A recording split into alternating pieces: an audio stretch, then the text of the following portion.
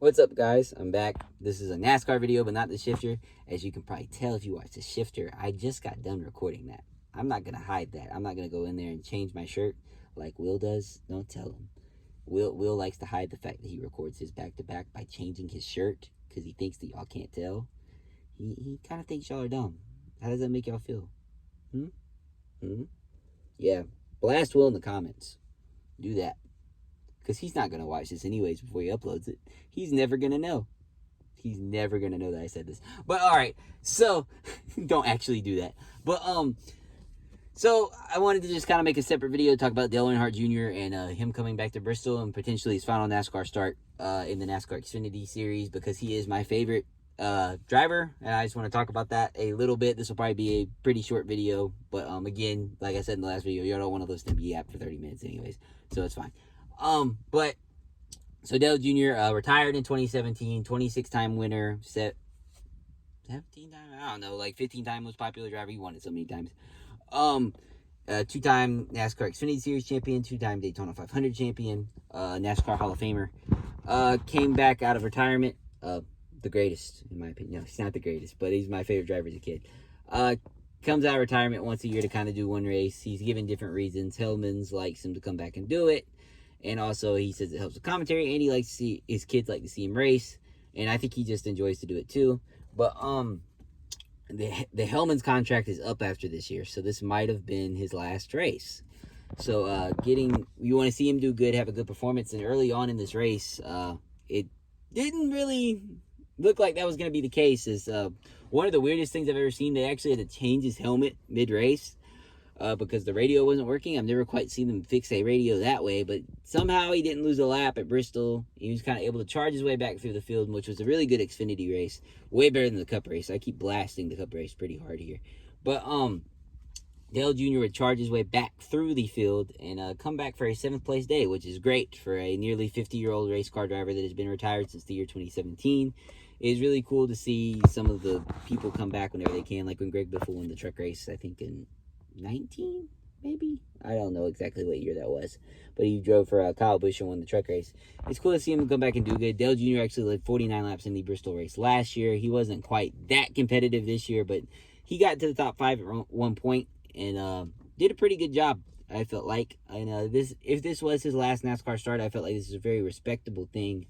But Dale Jr. actually has one of the top 10 longest streaks in NASCAR history of making a start in one of the top 3 series. He has made a start in every single year but since 1996, not but 1996. And that could be coming to an end, as he said in his interview. He said he may come back for 2026. I know Martin Truex said in an interview that he really wants Dale Jr. to come back and do a start.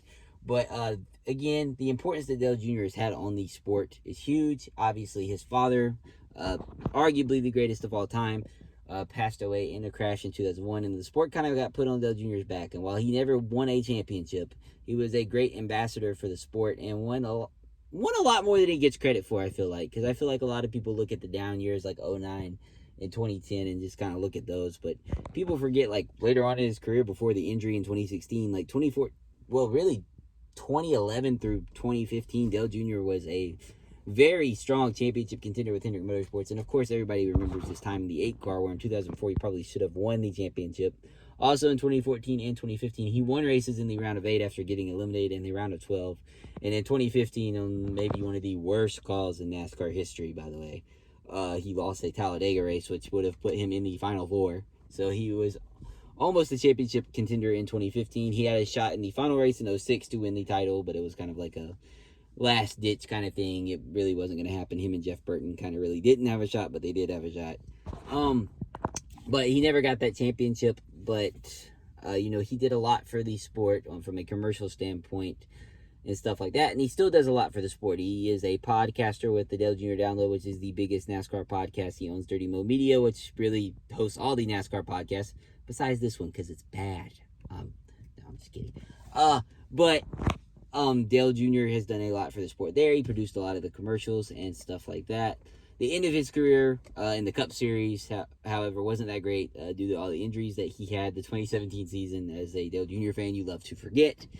But I think if this was Dale Jr.'s last race, I feel like his impact on the sport should not be lost. And it was really cool to see him, as he put it, have a couple cold beers with a bunch of fans and NASCAR drivers at the end of the race, and stay at Bristol till 2 a.m. That must have been pretty cool for those fans that got to be a part of that.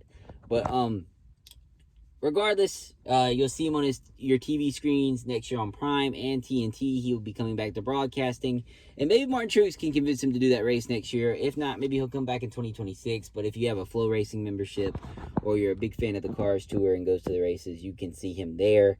But Dale Jr. will still be around. But I just wanted to make this video to kind of highlight the possible end of his NASCAR racing career. You know, he'll still be doing stuff in the sport, and he'll still be racing in other areas, but maybe not NASCAR's top 3 series anymore. But it was really cool if that was the last start, to see him go get a top 10 and come back from some adversity like he had to do so many times in his career. So if you guys have a favorite Dale Jr. memory, put it down in the comments. And thanks for watching again. This not episode of The Shifter, kind of a weird separate video thing. But thanks for watching. Y'all have a great one. Have a great day.